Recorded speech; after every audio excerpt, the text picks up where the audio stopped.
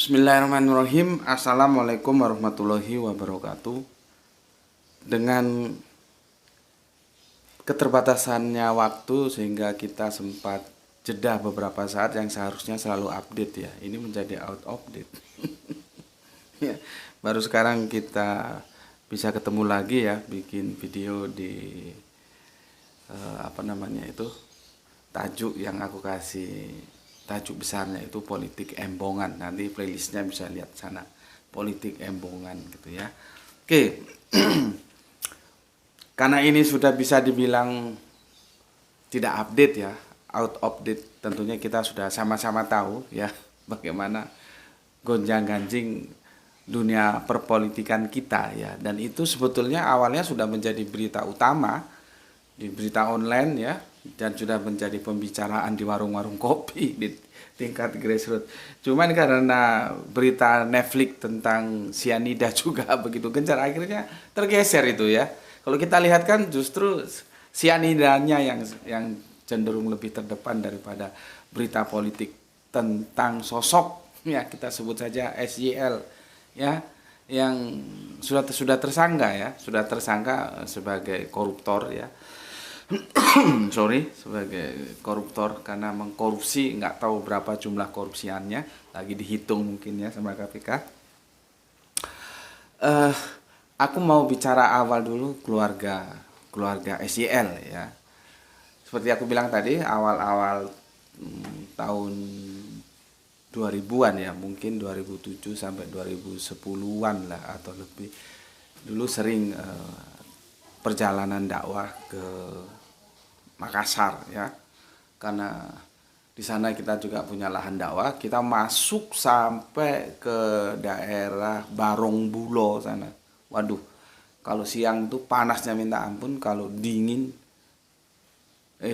kalau siang panasnya minta ampun, kalau malam dinginnya juga minta ampun. Daerah Barong Bulo ya, masuk sampai ke sana ya.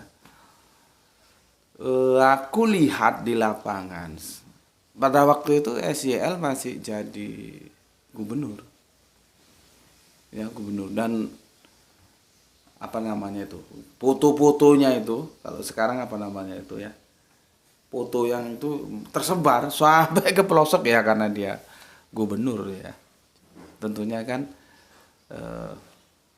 seluas wilayah kekuasaannya, segebunurannya itu, dia bisa saja pasang foto-fotonya itu di mana-mana sampai ke pelosok desa ya, dan itu nggak ada masalah. Dan aku lihat ya, ketika aku masuk ke daerah Barong Bulo itu ya, sebagai perwakilan ya, mungkin kalau diambil sampel ya kurang lah ya, tapi setidaknya aku punya data. Dalam perjalanan itu aku lihat kanan kiri itu kan masuk pelosok desa itu, pertaniannya mantap ya, pertaniannya mantap. Maka kalau SYL ini didapuk itu bahasa Jawa, dikasih peran sebagai Menteri Pertanian ya tepat juga gitu, karena dia menurutku sukses. Makassar menjadi daerah lumbung padi gitu ya, sukses, pertaniannya sukses, dan ya baguslah pemerintahannya selama dia jadi gubernur ya. Oke. Gue lupa saat itu sepertinya dia masih kuning. belum biru.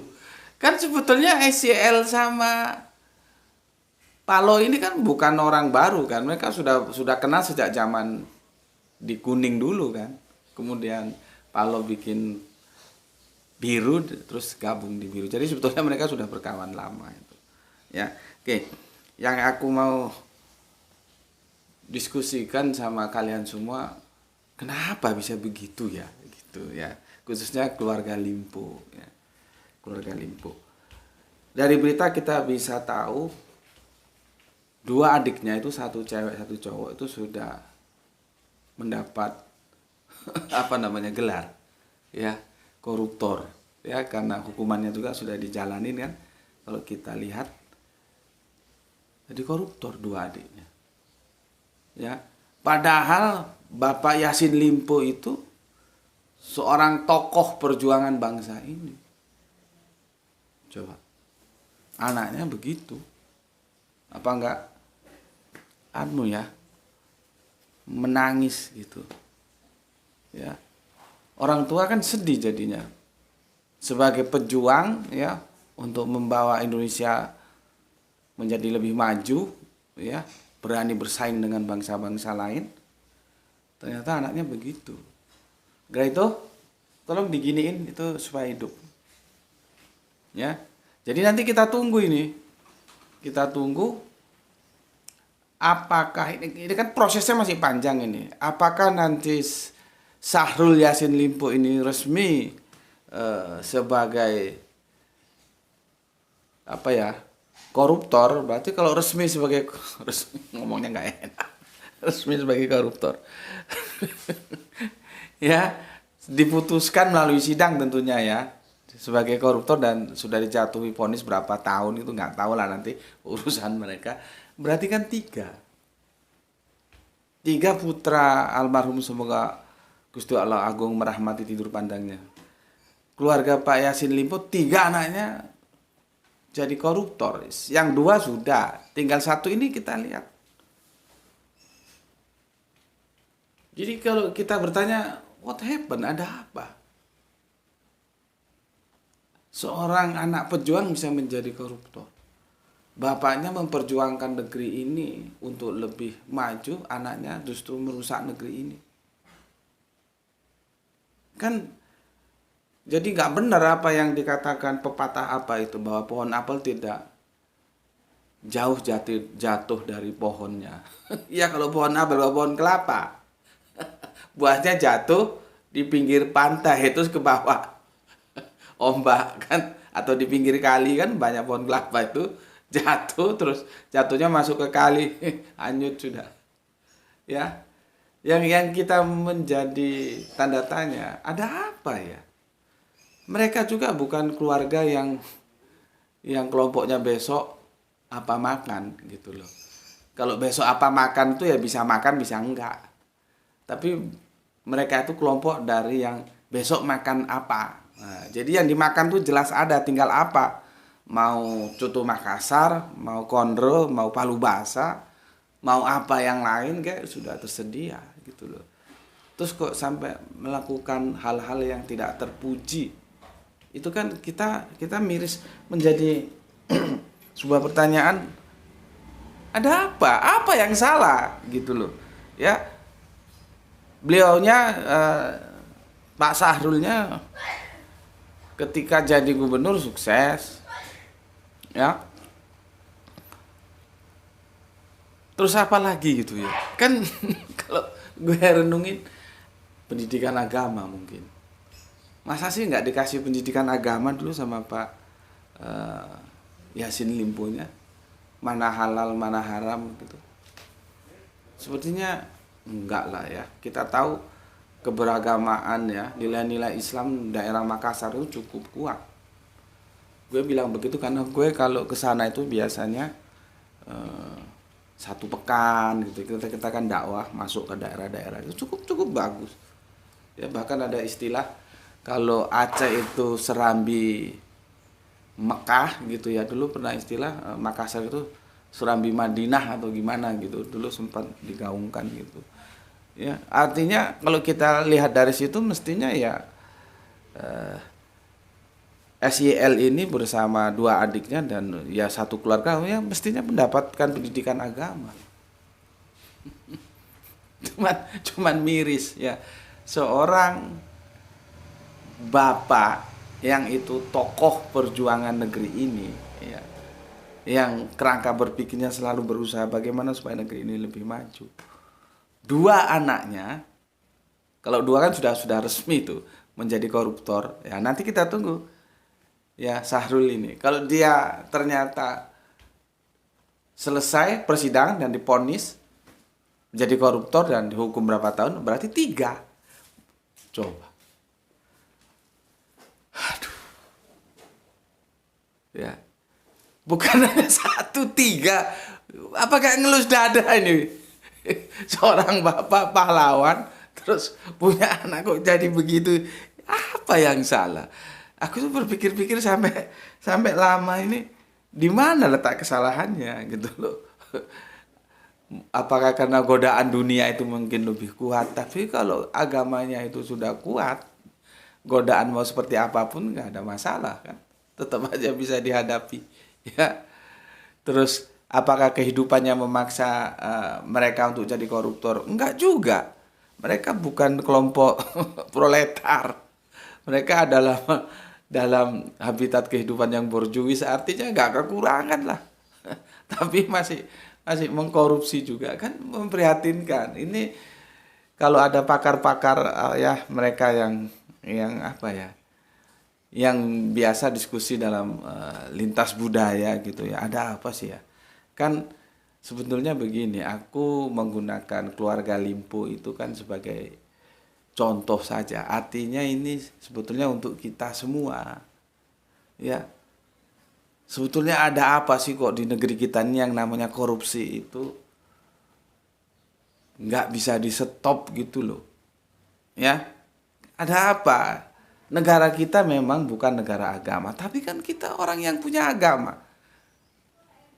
Ya, dan agama kita apapun itu nggak ada yang ngajarkan ya, dari Islam, Kristen, ya nanti terbagi menjadi Katolik, Protestan, Hindu, Buddha, ya kan nggak ada dari keempat agama ini. Kamu jadi maling sana, nyuri uang rakyat. Gimana caranya, atur saja lah. Gimana caranya, entah lewat pajak apa kok kamu atur sudah. Kan nggak ada. Semua kan mengajarkan nilai-nilai kebaikan. Tapi kenapa faktanya sekarang seperti ini sampai dibikinkan KPK? KPK itu kan semangatnya semangat reformasi untuk memberantas korupsi. Ternyata ya nggak kapok-kapok juga. Nggak kapok-kapok juga. Terus timbul pertanyaan, ada yang salah kah? Ada yang salah kah dalam kehidupan kita sebagai berbangsa dan bernegara ini? Lalu lewat mana membenahinya? Lewat pendidikan. Pendidikan yang mana? Pendidikan agama. Jadi kalau orang taat terhadap agamanya, dia nggak mungkin jadi koruptor. Karena agama itu mesti mengajarkan kebaikan, nggak pernah agama itu mengajarkan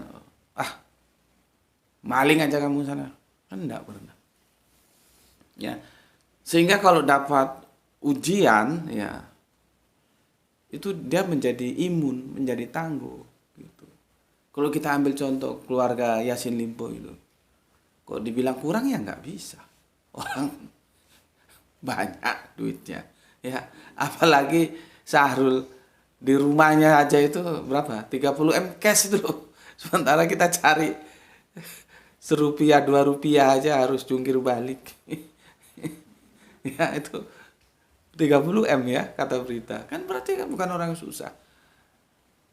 Rasa syukur dengan apa yang sudah dimiliki, berterima kasih kepada Gusti Allah yang Maha Agung. Ya, kalau nilai-nilai itu dihadirkan, tentunya tidak akan melakukan hal yang tidak terpuji. Apalagi ini anaknya seorang tokoh ya dari sebuah negeri yang bernama Indonesia ya, yaitu Pak Yassin Limpo. Aku kira itu yang aku sampaikan ke kalian semua, dan aku terus terang nggak ngerti jawabnya, maka aku bikin video ini dan aku minta kalian menanggapi ya. Ada apa sebetulnya? Ya, anak seorang pejuang kok bisa menjadi koruptor, yang dua sudah jelas, yang satu ini kita tunggu nanti. Jadi kita jangan mendahului pengadilan lah ya. Kalau nanti ternyata terbukti ya secara sah dan meyakinkan, kan begitu. Kalau persidangan terbukti secara sah dan meyakinkan, dok, sudah dapat gelar koruptor, berarti tiga. Terus bagaimana malunya? Ya, seandainya Pak Yassin Limpo masih ada kan, ngelus dada gitu, ya, ngelus dada. Oke, tolong aku kasih komentar dari kalian semuanya, ada apa yang salah? Ya, anak seorang pejuang bisa menjadi koruptor dan itu bukan bukan satu, bukan dua ya. Yang sudah pasti satu dan dua, berarti dua. Yang ini nggak tahu nanti ini karena eh, Sahrul juga di backup oleh pengacara yang sepertinya juga ya lumayan ya. Bukan bukan yang kacangan kata orang Jawa ya. Pengacaranya aku lihat ya. Cuman ya heran juga. Pengacaranya itu kan pernah dulu pegawai KPK ya. Terus hengkang ya keluar. Tapi kan sempat jadi pegawai KPK kan, menjadi komisionaris kan kalau nggak salah dia PR-nya ya. Nah, terus keluar. Nah, kalau KPK kan berarti kan kontra koruptor. Nah, sekarang menjadi pengacaranya dalam tanda kutip koruptor gitulah ya karena belum turun vonis. Ya, ya itulah kehidupan. Ya, kadang-kadang aku juga heran gitu loh. Sama keluarga Yasin Limponya heran gitu loh. Orang bapaknya pejuang kok anaknya begitu jadi koruptor ya. Sama pengacaranya juga aku juga heran gitu. Dulu itu kerja di KPK yang itu kontra terhadap koruptor. Sekarang jadi pembela orang yang disangkakan ya menjadi koruptor. Jadi sepertinya anomali, itulah kehidupan ya. Mungkin kita harus setel lagi itu lagunya God Bless ya, panggung sandiwara. Tergantung peran apa yang kita mainkan. Oke, sampai di sini dulu obrolan ringan kita di politik embongan ya.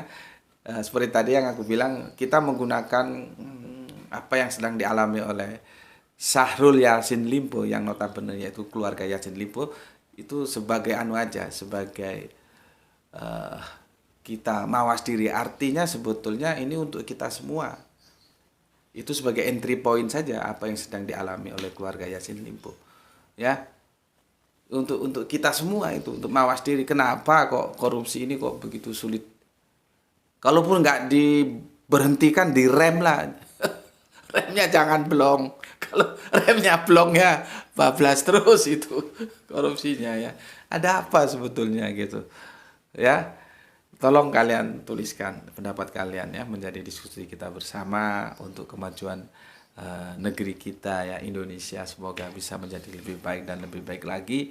Ya, semoga semua menjadi sadar lah ya.